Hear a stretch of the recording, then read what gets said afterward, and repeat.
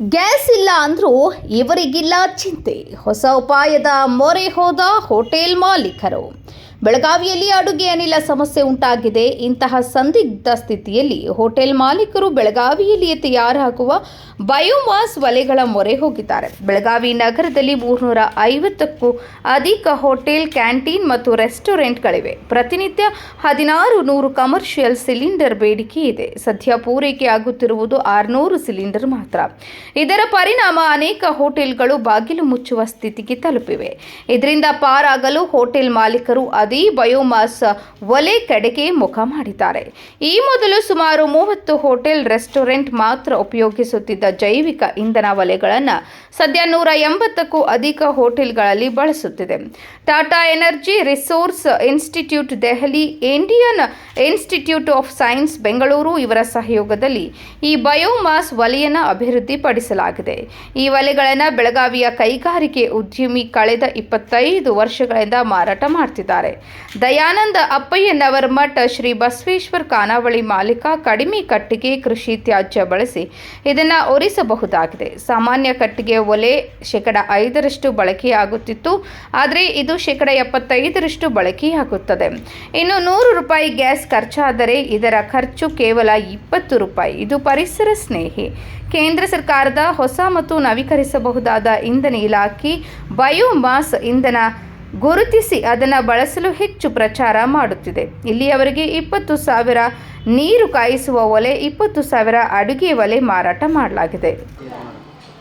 Biomass ಒಲೆ ಮೇಲೆ ಕೆಲಸ ಮಾಡೋಕ್ಕೆ ನಾವು ಹೋಳೋದೊಂದು 25 ವರ್ಷದ ಕೆಲಸ ಮಾಡ್ತಾಯಿದ್ದೀವಿ ರೀ. ಇದರೊಳಗೆ ಎನಿ ಅಗ್ರಿಕಲ್ಚರಲ್ ವೇಸ್ಟ್ ಮತ್ತು ಕಟ್ಟಿಗೆ ತುಂಡು ಹಾಕಿ ಅಡುಗೆ ಮಾಡ್ಬೋದು.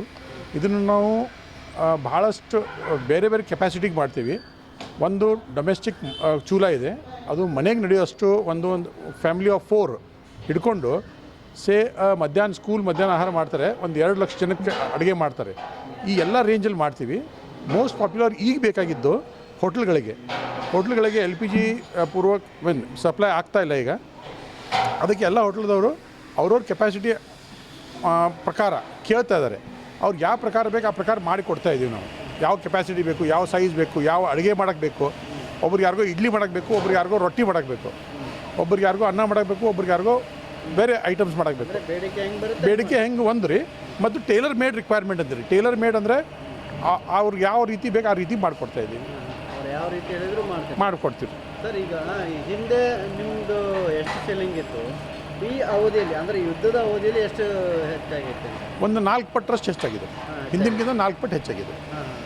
ಅದಕ್ಕಿಂತ ಮುಖ್ಯವಾಗಿ ಜನರ ಬೇಡಿಕೆಗಿಂತ ಮುಖ್ಯವಾಗಿ ನನಗನ್ಸೋ ಜನರ ಅವೇರ್ನೆಸ್ ಜಾಸ್ತಿ ಆಗಿದೆ. ಈಗ ಜನ ಇದನ್ನು ಹುಡುಕಾಡ್ಕೊಂಡು ಬರ್ತಾ ಇದ್ದಾರೆ. ಇಷ್ಟು ದಿನ ಇದ್ದಿದ್ದು ಭಾಳ ಜನಕ್ಕೆ ಗೊತ್ತಿರಲಿಲ್ಲ, ಪ್ರಚಾರ ಇರಲಿಲ್ಲ, ಅಥವಾ ಅವ್ರಿಗೆ ಅದು ಬೇಕಾಗಿರಲಿಲ್ಲ. ಇವಾಗ ಇದು ಪ್ರಾಬ್ಲಮ್ ಅದ, LPG ಪ್ರಾಬ್ಲಮ್ ಅದ ಅಂದ್ರೆ ಅನಿವಾರ್ಯತೆಗೆ ಇವರು ಹುಡುಕಾಡ್ಕೊಂಡು ಬರ್ತಾ ಇದ್ದಾರೆ. ಮತ್ತು ಅದು ಯೂಸ್ ಆಗ್ತಾ ಇದೆ.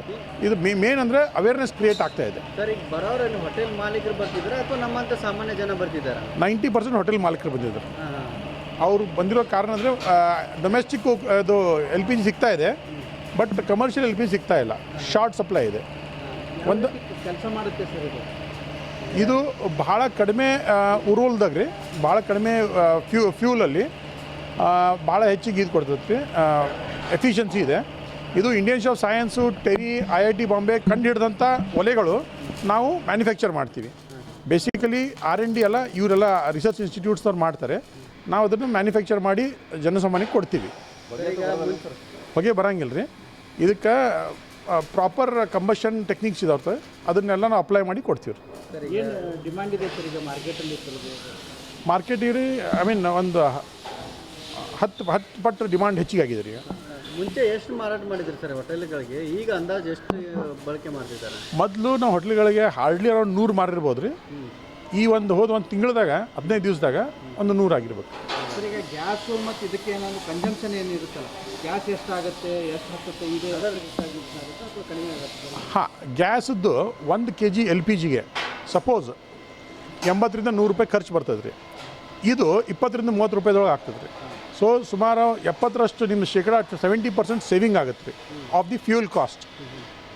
ನಾವು ಈಗ ಸುಮಾರು ಹೋಟೆಲ್ಗಳು ಕೊಟ್ಟಿವಿ ರೀ. ಎಲ್ಲರೂ ಇದು ಎಕ್ಸೆಪ್ಟ್ ಮಾಡ್ತಾ ಇದ್ದಾರೆ. 70% ಸೇವಿಂಗ್ ಇನ್ ಫ್ಯೂಯಲ್ ಕಾಸ್ಟ್ ಆಗ್ತಾ ಇದೆ ಅಂತೇಳಿ. ಹೊರಗಡೆ ಹೊರ ರಾಜ್ಯಕ್ಕೆಲ್ಲಾದ್ರೂ ಹೋಗ್ತಾ ಇದೆ ನಿಮ್ಗೆ? ಹೋಗ್ತಾ ಇದೆ. ಕೊಲ್ಹಾಪುರ್, ಗೋವಾ, ಆಂಧ್ರ ಪ್ರದೇಶಕ್ಕೆ ಹೋಗ್ತಾ ಇದೆ. ಏನು ಕಾಸ್ಟ್ ಬೀಳುತ್ತೆ ಸರ್ ಇದು?